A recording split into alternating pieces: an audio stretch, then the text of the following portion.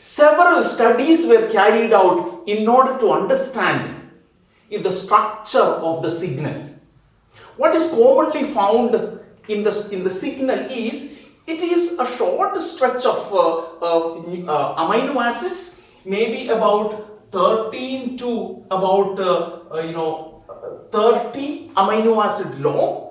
That is the length of the signal, and it varies from location to location. Inside the signal sequence, especially sequences from 7 to 13 is hydrophobic. That is generally hydrophobic. And these hydrophobic sequences can be flanked by acidic amino acids. That is also observed. Now, how important is this hydrophobic amino acid in the center of the sequence, in the signal sequence? That is also experimentally verified. What kind of experiments were carried out? They tried to change either a hydrophobic amino acid with a hydrophilic amino acid. And it was found that such signals did not allow a protein to be translocated to a particular location. So these were experiments carried out in order to show that this signal is very important in order to translocate a particular protein. Now, this brings another question. That question is, if you know the signal, how is this protein translocated? Is it translocated after it is being synthesized, which is called post-translational translocation, like we have seen it in mitochondria, in chloroplast, in peroxisomes. In all these cases, it is post-translational translocation. And the second possibility is it can be translocated along with its translation. That is called co-translational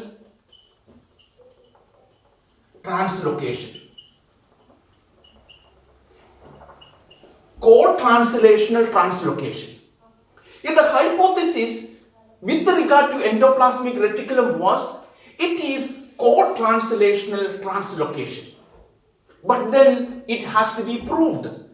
It is co-translationally translocated. How to prove it? Another very, very simple experiment was carried out in order to prove this particular point. So what they have done is they have taken the wheat germ cell-free extract. You know that the wheat germ cell-free extract is proliferating, it is multiplying. Cell divisions the protein synthesis is much faster there. Such an extract was taken. In that extract, now they should remove the microsome from the endoplasmic reticulum. Now, in the association of endoplasmic reticulum with the microsome is mediated by Mg2 plus ions. Capture the Mg2 plus ions. How to capture them? Add EDTA. So Mg2 plus is captured.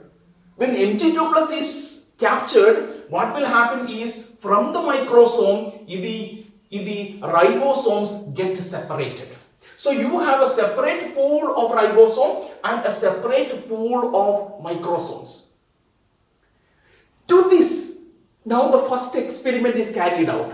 Once we have understood the first experiment, what we have done in the first experiment is you have ribosomes. To the ribosomes, they add everything that is needed for protein synthesis. That is, they have taken the wheat germ cell extract. Everything means it will have the ribosomes, it will have the nucleotides that are required, ATP molecules, GTP molecules, it will have the required tRNA molecules, and to that they will add the required mRNA. So mRNA is added. mRNA will start now the translation. It is translated. Now, when it is translated, the ribosomes will produce this is the mRNA, it will produce a protein. A protein is produced. Okay? Now, if the thing is whether it is co-translational translocation or it is post-translational translocation. Now to this, what is added is they have added microsomes. Microsomes are added. So microsome is added. Now, our expectation is if it is post-translational, this protein must get inside. If it is co-translational, they will not get inside. So what did they observe? What they observed is on the microsome, these are the proteins which are synthesized along with the sequences. Some are added, they were scattered. None of them were not taken inside. So this was a simple experiment to prove that it is not post-translational. It is co-translationally, it is taken inside.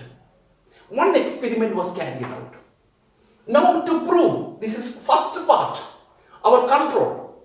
Now the experiment, to prove it is co-translational. So let us write here what was done.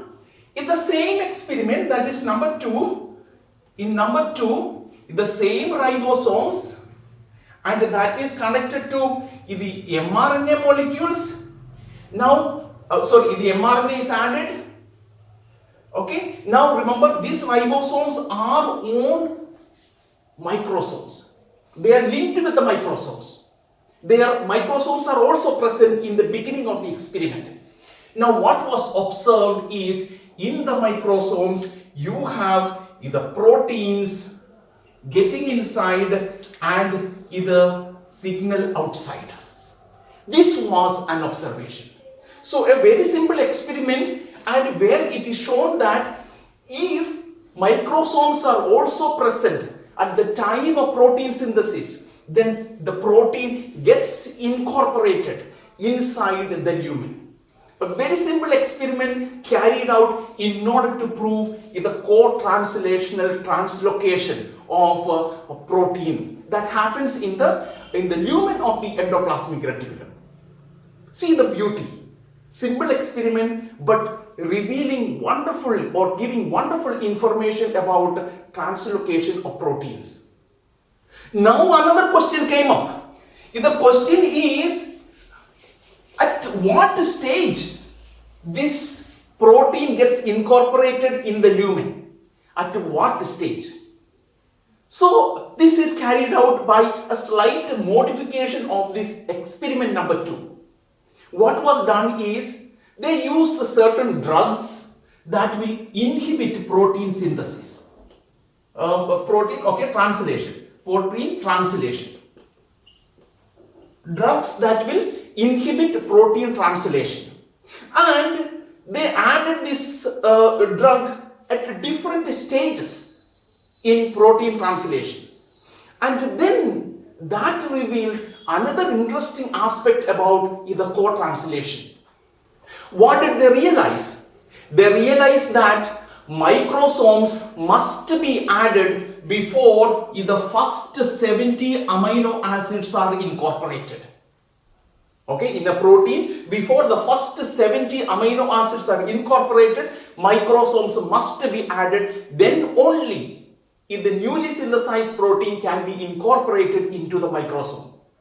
And it was also observed that in the first 40, which is part of the signal, that is cleaved off, then in the remaining 30, that gets incorporated into the endoplasmic reticulum, and then the remaining the protein synthesis is or translation is completed.